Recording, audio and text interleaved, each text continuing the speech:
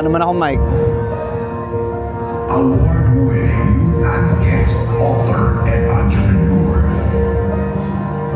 The man behind the thousand voices.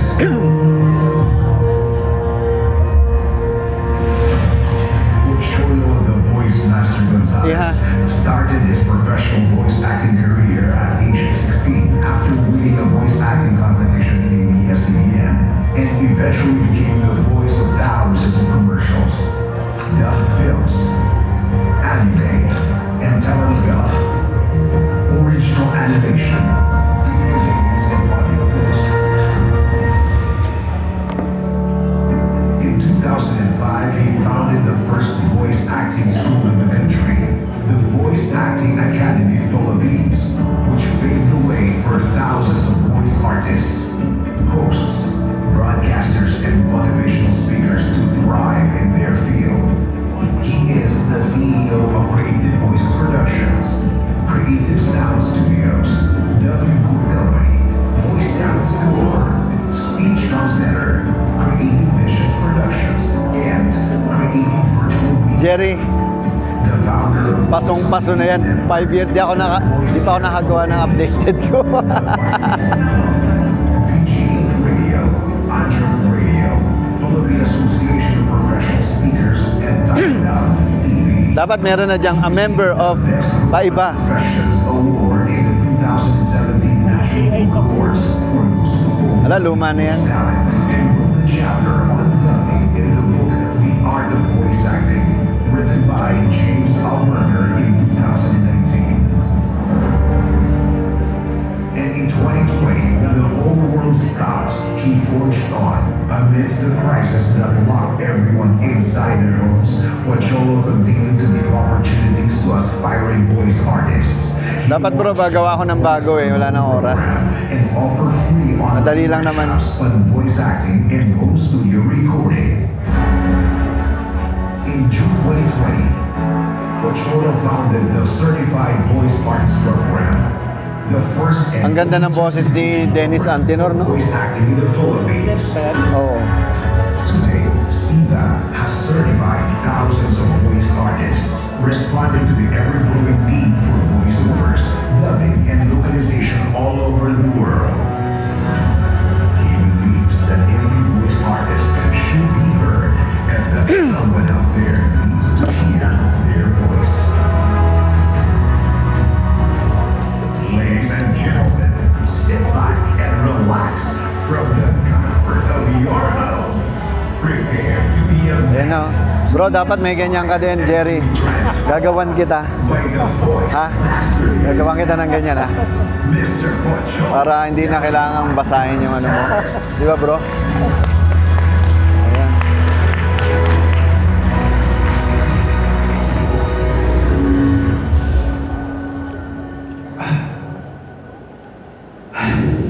Hi. Hello. Okay, before I start, I would like everyone to please stand up. Please stand up. And I would like you to listen to my voice. Okay? Please find a partner. Okay? Find a partner. Can I have a request? Do not look at me. Just look at your partner. Kahit tatlo kung kulang ng isa. Okay? Kahit apat kayo, it's okay. So Jerry, join ka sa kanila. Ayan. Alright. So now, please do not look at me. Listen to my voice. Now, I would like you to look at your partner. I would like you to appreciate his or her beauty. Namnamin mo ang kagwapuhan at kagandahan ng iyong kapartner. Tignan mo siya mula ulo hanggang paa. Now, I would like you to look at your partner. Sabihin mo sa kanya ang isang salita na pwede mong sabihin na napakaganda para sa kanya ngayon. Okay, do it now. Anything. Go!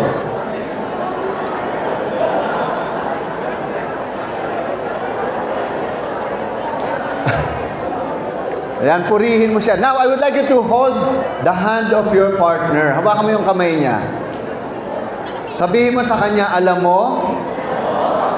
Laksan mo. Sabi mo, alam mo? Ang swerte-swerte mo. Kasi sa dinami-rami na maganda at gwapo rito, ako pa ang nakatabi mo. Kaya magmula ngayon, ikaw na ang bago kong best friend. Okay, hagagag, blah, blah, blah. Palakpakan niyo ang sarili ninyo. Ayan, pwede na po kayong umuwi. Hindi, joke, umupo po. Ayan.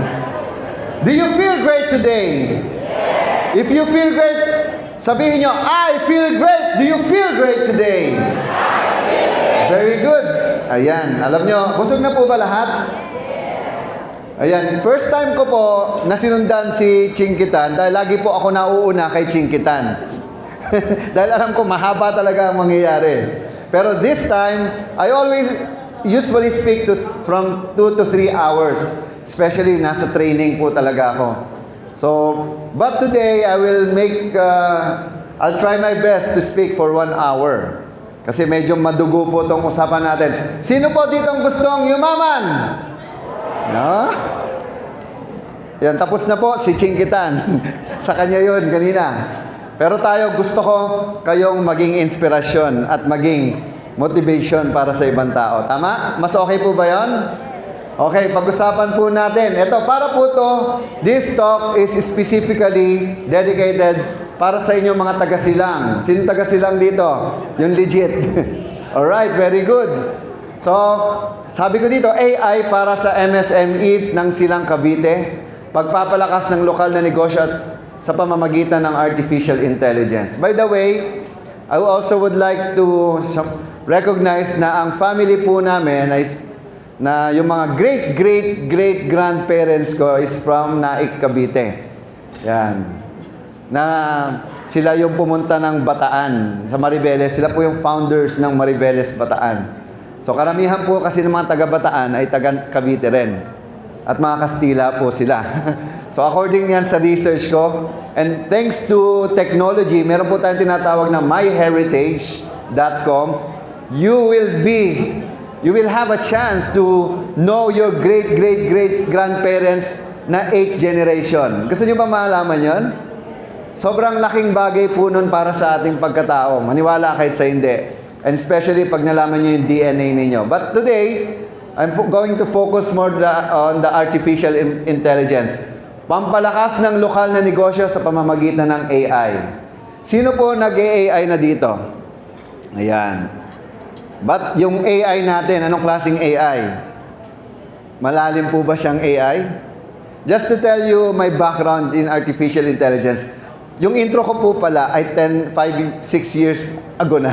Hindi ko na siya in-update kasi sobrang dami kong idadagdag dyan. But then again, especially now, I'm with AI since 2010. So you'll be surprised na yung mga pinaggagawa po namin at ginagawa ko ay ginagamit ninyo na. Alright? So, pero I will make things easier sa inyo. Especially sa dulo, I'm going to give you 50,000 worth of freebies na artificial intelligence na lahat kayo magagamit ninyo, each one of you. At pinapalakpakan po yon. Hindi po ako magbebenta. Wala akong bebenta na kahit ano, mamimigay pa ako. Alright? So, let's move on. I'm going to present, mabilis lang to, my company called Creative Voices. So, these are just some of the companies I'm working with, the artificial intelligence companies. 3 of the companies na nakikita dyan are the top 10 AI companies in the world, out of more than 100,000 AI companies. So, pinakamalaking company ko that I'm working with, I'm the head of 11 Labs in the Philippines. So, if you know 11 Labs, it is the only AI voice company na number 1 yan. And today, I would like also to announce that 11 Labs has partnered with Meta, which siya yung Facebook, Instagram, at lahat po ng video madadab na sa Tagalog using 11 Labs. Using our voices. So lahat magagamit na natin yan. Kahapon lang namin in-announce yan sa 11 Labs. I'm also working with Micro One. Micro One is the biggest, ang tawag dyan, annotation company ng AI sa buong mundo. Alright, top 10 po yan. And also, yung isa yung Speechify. So anyway, balik tayo dun sa kwento ko. So I am a voice talent. I'm a voice artist. I'm a voice director. Sino po dito ang nakikinig ng radio drama nung araw? Siyempre, wala pang TV noon, no? Ma'am, sir, naalala nyo nung panahon na wala pang TV? Wala pang YouTube. So, nung ako ay 5 years old, wala kasi kaming TV. So, the only means of entertainment that I have is radio. So, since radio drama siya, gusto nyo ba makarinig ng live na radio drama? Sige nga. Sige, since radio drama siya, dapat hindi nyo ako nakikita. Dapat lahat kayo nakapikit. Okay lang po ba yan? Sige, lahat po kayo pikit. Yuko. Taas po ang kamay. Panginoon, patawarin niyo po ako sa... Joke lang. Pikit. Yuko. Ito. Bilang kayo. 1, 2, 3. Isang gabi ng lagim. Si Utoy at si Lolo Tasyo ay naligaw sa kabubatan. Ha? Lolo Tasyo, pasensya na. Ang sarap kasi maglaro sa pool. Ay, naku, sabi ko naman sa iyo, ako huwag kang maglaro dyan. Yan, tuloy, ginabitahan. Ha? Lolo, yung puno gumagalaw. Lolo, yung puno naging maso. Lo, kakainin ko kayo. Lolo, tulungan niyo ako. Hay naku, wag kang mag-alala po. Hindi mo ba alam? Ako si Kapitan Kangkong. Kapitan Kangkong. Manda ka sa akin, puno. Itong bagay sa'yo. Yan! Ito ba? Ayan, patay na ang monster. Ha? Ang galing mo, Lolo. Hindi ako lolo mo. Ako si Kapitan Kangkong. At dyan natatapos ang kwento ni Kapitan Kangkong. Ayan. So yun po yung aking... Nung bata pa ako, napagtripan ko na siya. Hindi ko alam, yung tinatawag pala yung voice acting, no? Yung mga radio drama na yan. Little that I know, since thanks to kahirapan, siyempre wala kang mapagtripan o wala kang ibang means of entertainment, na-develop po yung voice acting skill ko. So talagang napakalaking bagay din ang kahirapan. Tama po ba? Kasi hindi mo ma-appreciate ang yaman mo ngayon kung hindi ka naghihirap. Pero may mga bata ngayon, walang appreciation. Hindi na sila naghihirap eh. So anyway, I also work with Tia Deli Magpayo. Kilala niyo ba siya? Yung, itong inyong Tia Deli. Kamusta mga ginigiliw kung tagapakinig? Naalala niyo yan, si Tia Deli? She is one of my mentors sa broadcasting when I was 16 years old. Also, Junie Gamboa. Siya yung matanda sa Panday. Yung ganan. Ito si Junie Gamboa. So he's one of my mentor, Bernard Factor Cañaveral, Rene Villanueva of Batibot, national artist. So ako po ang, by the way, kung manonood kayo ng Batibot nung araw, ako po yung pumalit kay Kiko Maching. Kilala niyo si Kiko Maching? Yung magandang araw mga bata, di na pang bangos eh. Atasya na. Tut po, wag na, tuloy.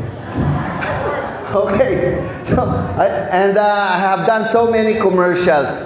Literally thousands of commercials. Siguro pinakasikat na lang na commercial yung Bibo Hotdog. Alam niyo ba yung Bibo Hotdog? Yung puppet. Pati yung voiceover nun ako. Ganito po yan. Bilang po kayo. 1, 2, 3. Pa-baby-bo, bagong bibo. Anong sikreto ng bagong bibo? Tikman mo. Paano? Papit ako eh. Nga. Ang sikreto ng bagong bibo, keso eh. So, pinag-enjoy ko lang po talaga kayo. May bayad po talaga yan, ano? So anyway, forward ko lang po. Bibilisan ko lang to. This is my dubbing team. So kung hindi nyo rin na itatanong, ako po ang nagsulat at sa dubbing, isa sa mga dubbing director ng ABS-CBN, ng Hero TV, Cinema One, TAG, Netflix, yan. Amazon Prime, may mga ginagawa namin. Pero ang pinakasikat kong dinab ko ay Meet Your Garden. So naalala niyo ba yun? Oh, baby, baby, baby. Alam na. Oo, pati kayo, nabiktima na, no? Yung bang gusto mo nang umuwi kahit may pasok ka pa, no? Oo, ako po yung F5 doon, kung hindi na itatanong. Oo, ibig sabihin, wala ako sa F4. Ako yung F stands for Father. Father ni Sanchay. Yung boses niya yung ganito yung, magandang araw sa inyo. Ako nga pala ang tatay ni Sanchay. Kamukha mo si Dao Mingse. Mukha kang pinya. Ayan. Nakakatawa po, ano? Para lang din tanga, no? Pero ang sobrang, because of that, kumbaga experience, sobrang na-develop ko din yung voice acting skill ko, yung mga anime. Siguro for sure may mga anime fans sa inyo. Sino mga nanonood pa ng anime kahit matanda na? Oh, di ba, aminado? Okay lang yan. Pampabata po yan, no?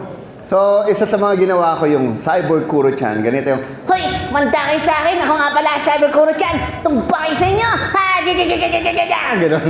Tsaka yung mga bubo chacha, yung, magandang araw sa inyo. Ako pala si Chacha. Ayan. And I have done literally thousands and hundreds of characters. Ay, nakapagod pala to. Sabi kasi ni Christian, by the way, I would like to congratulate Sir Ian, di ba? Layness. Sobrang, for launching this event place. Best friend ko po si Christian, kaya nauto niya akong pumunta dito. Kahit maraming busy, pero sobrang mahal ko po yan. Brother na brother. So, ayan. So, I'm also the founder of Certified Voice Artists Philippines Incorporated, the only legit voice artist organization in the Philippines. Recognized around the world, no? So, yan. I usually do, yan, mga awarding ceremony, and we are the most awarded then. So, forward. And we were featured in CNN, NHK World, in 88 countries. Because, alam niyo po ba kung bakit? Kasi lahat, karamihan po, during pandemic, ang mga tinulungan ko po yung mga PWD. So, I have trained more than 200 blind, no, na mga maging voice artists. At nakakatuwa, nakatulong din sa kanila yung kanilang voice skill, no, voice acting skill, dahil naturuan po namin. Ayan. So, hindi ko na po papakita, medyo mahaba yan. Pero ito yung walang audio. So, na-feature sa CNN, yung first blind dubber sa buong mundo. Ito ang newsroom ngayon, balita at serbisyo para sa Pilipino. Ang henerasyon na pilit daw nililimot ang kasaysayan ay maituturing na walang nakaraan at wala rin kinabukasan. At abangan sa ating Good One, ilalanin ang kauna-unahang blind Filipino dubber sa mundo. So anyway, yan, si Monet Mahinay. Makikita nyo po sa YouTube yan if you're interested to watch. Kasi medyo mahaba po yan. So, if you're watching Netflix, these are some of my works. Siguro mga anak ninyo, apo ninyo, kung meron man, ito yung pinakasikat, yung Amazing Digital Circus. Almost 500 million na po yung views namin dyan. So, makita nyo sa Netflix. Andun yung pangalan ko. Ayan. So yan, ito yung behind the scene para lang may idea kayo paano kami nagdadabing. Ang sabi nila, kaboses mo, ba't ka ulit mo? Welcome to the Amazing Digital Circus! Yeah, it kind of sounds like me. Ako si Kay, ako ang new ringmaster. At ipapakita ko sa iyo ang nakakagulat, nakamangha, at hindi ko manignawa para halaran magiging sa mga buhay ninyo! Si King, sobrang kaboses niya yung English character. Pag pinanood na English, Tagalog, akala mo yung isa lang yung boses. What do you think of... Anong tingin mo, Sex? Tama, ang gamit, ulitin natin! Gaya tayo nakita ko doon. Alimangga pala. Malma. Ano yung kamahal? Pwede kong bigyan. Si Janine, imagine yung 4 na karakter ang binasesa niya. Isa sa mga binasesa niya, yung bida, si Polly. At siya rin ang komanda nito, no?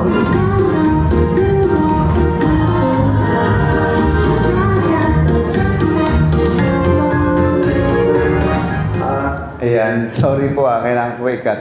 So, are you having fun? Well, because this is ang kagandahan po kasi sa boses. Wala siyang pakialam kung anong itsura mo. Marami nga pong DJ, di ba? Sana boses na lang sila nung araw. Ang ganda ng boses, di ba? Kaya nung nakita mo, sana boses ka na lang. Alam niyo na yung ibig sabihin nun. So yan, mga malalaking animation sa buong mundo, na tinatagalog, ini-English, at hindi nyo naitatanong, mga Filipino po ang gumagawa ng mga computer games. No? Like Transformer, yung Human Alliance, na Sega, Japan.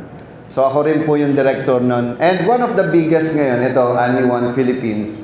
So ako po yung partner sa Philippines na naglo-localize ng mga anime ngayon. Kasi namatay na po yung anime Tagalog eh. And also, syempre, I would like to recognize yung isa kong friend na just passed away, yung boses ni Goku, no? Si Jeff Otanes. He's a good friend. And yun. Pero marami pang, ang maganda lang din, syempre, mabibigyan din ng chance yung mga baguhan. No? Ito yung ginagawa ko ngayon. And almost 80% ng mga dubbers ngayon galing po sa akin at mga baguhan.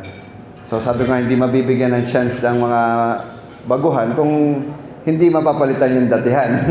Di ba? So yan, Kaiju number 8. Kung nanonood kayo sa Netflix, meron din po yan. So hindi ko na rin, this is the latest Gachi Akuta. And next year, we're going to do solo leveling, My Hero Academia, Kaisen, yan. Ewan ko, nakalimutan ko yung, basta so many animes. Hoy mga bossy! Wait, eto na. Okay, why I'm saying this?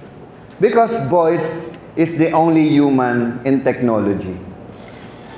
Tanggalin niyo po yung boses sa TV, sa radyo, wala na. Patay na yan. Yun yung problema ng mga tao, hindi natin na-appreciate ang boses kasi hindi natin nakikita eh. Ang nakikita natin mukha, kaya ang na-appreciate natin yung maganda lang. Tama po ba? Manood ka ng cartoons, AVP, na walang boses.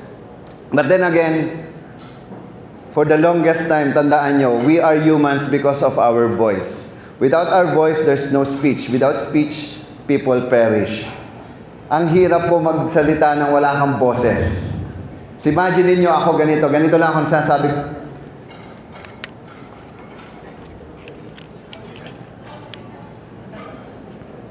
O, di ba? Parang tanga naman yun. O kahit magsinungaling ako sa inyo, alam niyo ba, napakaganda mo? Yeah, di ba? The way you say it kasi, kaya maraming budol ngayon, marami sa internet. Maraming nahaloloko dahil magaling lang magsalita pero hindi naman totoo. Okay? Ano pa? Our voice, tandaan nyo is a gift from God and it's how you use it. That's our gift back to God. That's why I put the Filipino voices and Filipino language on the internet, online and on artificial intelligence. Kasi for the longest time, ang naririnig natin sa AI, ganito, pumunta sa kanto, nakita niya isang lalaki, nakakatuwa siya magsalita, isa lang kanyang tono, nakakainis, kahit manood ka ng pelikula, pinagtitiisan mo, kasi Tagalog siya, tuwan-tuwa ka naman. Nagets niyo po? But now, because of Creative Voices, because of me, dinala ko ang voice acting and Filipino voice sa artificial intelligence. At pinapalakpakan po yun. You know why? Ask why. Because it brought billions and billions of peso to every people who uses my voice. Bakit? Ano nyo bakit? Panoorin nyo to. Hoy mga bossy! Ito na naman tayo. Story time muna bago magtrabaho. Order ako ng scaffold materials online. Pagkadating pa lang nito, bagong-bago pa at ang kinis. Nahiya nga akong gamitin, parang ayaw ko madumihan. Pero syempre, trabaho muna bago landi. Assembly na yan. At yun na nga, binuo na namin lahat. 2 H-frame, 2 catwalk, 1 ladder, 4 na. Okay. That voice alone ay kumbaga, in credits form, it was used by almost 100,000 na mga negosyante and it cost 1 billion credits. Ano yung sabihin ng 1 billion credits? That is 1 billion pesos na nagamit nila ng libre para lang ma-promote yung kanilang mga company. Oh. And also, why? Kasi po, since I'm an advertising voice talent, nalagay ko at naibigay ko sa mga ordinaryong tao yung standard ng pagboboses ng isang advertising voice talent. Kasi that's my goal, to help MSMEs. I'm also part of Go Negosyo. I'm also a Go Negosyo awardee. I'm also with DTI, as in, I traveled around the country to train. Pero kakaiba po training ko. Bakit? Communications, marketing, di ba? Ano pa?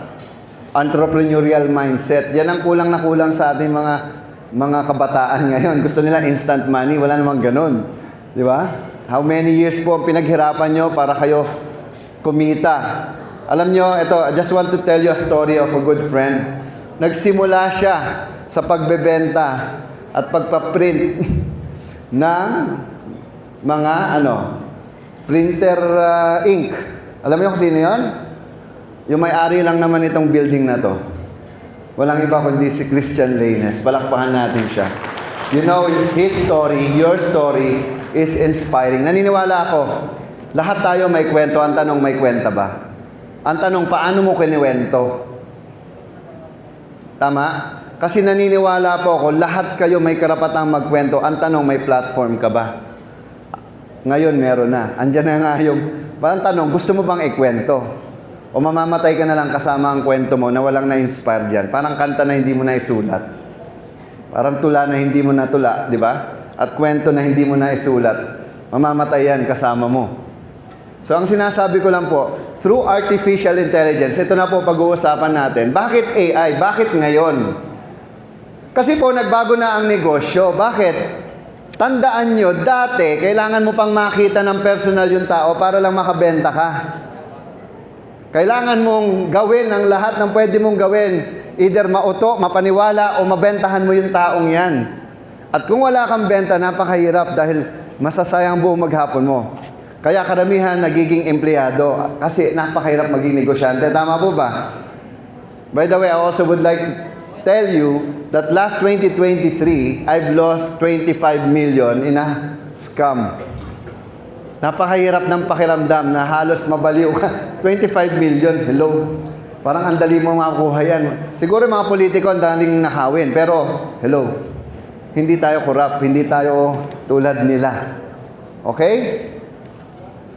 Digital na ang customer. Tama? Tandaan nyo, yung digital presence nyo, yung digital identity ninyo, kayo din yan, tao din yan. Sino walang Facebook, taas ang kamay? Okay. Sino may Facebook, taas ang kamay? Ayan. O, ito ang tanong ko, sinong may Instagram? Ayan, meron din. Ito, sinong may LinkedIn? Yung LinkedIn, ayan. Okay, ang totoo niyan, yung Facebook, pang ano lang yan, pambata, at yung Instagram. Ang LinkedIn, pang professional po yan. Diyan mo lang makakausap yung mga pinakamalalaking tao sa buong mundo. Maniwala kayo sa hindi. But you have to pay. You have to really try hard. This coming March, I'll be going to the United States again to interview a lot of AI owners and AI companies. Because of I also have a show called AI Talks. So sa Sabado po, panoorin ninyo. Isasama ko po yung event na to. Papapicture tayo mamaya, makikita niyo yung picture, yung mukha ninyo doon, okay? So ano pa? Global na ang competition. Ito ang pinakagusto kong i-share. Global na ba ang competition? Di ba? Sabi ni Sir Chinkitan kanina, di ba? Lalo na sa e-commerce, ang daming yumayaman. Mambubudol lang. Okay, ang totoo niyan, budol lang po talaga yan. Alam niyo yung salitang budol? Mapapaniwala mo tao kahit hindi yan sa'yo. Sabi nga, bakit? Kung hindi naman siya may-ari niya, nagbenta lang siya, hindi rin tawag mo doon. Marketing. Sales. Pero iba na nga, ang bibili sa'yo buong mundo. Katulad ng ginagawa ko, 80 to 90% po ng client ko ay abroad. Bakit? Ano ba binebenta ko? Saan ka nakakita ng negosyo at produkto na ang binebenta mo, hindi mo nakikita, hindi mo nakakain, hindi mo nahawakan, hindi mo nararamdaman, pero naririnig mo? Ano yon? Ramdam na hawak ka, pero nararamdaman mo siya sa puso. Boses. Binibili. Ang boses po ay na $1 trillion industry. Maniwala kahit hindi. So, paano po pumasok dyan?